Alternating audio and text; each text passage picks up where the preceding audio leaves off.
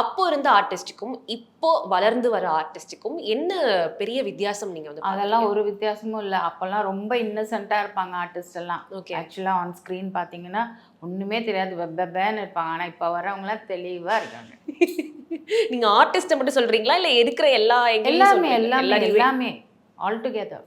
But அப்போ movie taking was different. Okay, இவ்வளோ technical இல்லை அவங்களுக்கு. அப்படி இல்லாமே they gave great movies. I should salute them. Okay, so இந்த டெக்னிக்கல் இம்ப்ரூவ்மெண்ட்ஸ் எல்லாம் வந்து அப்போவே அவங்களுக்கு கையில் கொடுத்துருந்தாங்கன்னா இன்னும் என்னென்ன படம் எடுத்திருப்பாங்களோ தெரியாது.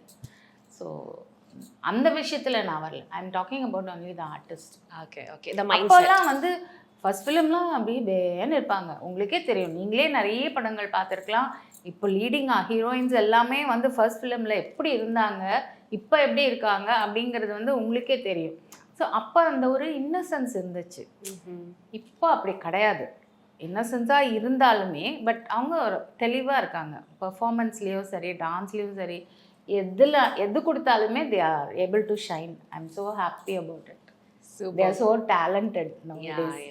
குறைந்த விலை, நிறைந்த தரம், தங்கள் தேவைகள் அனைத்தும் ஒரே இடத்தில். ஜெயச்சந்திரன்.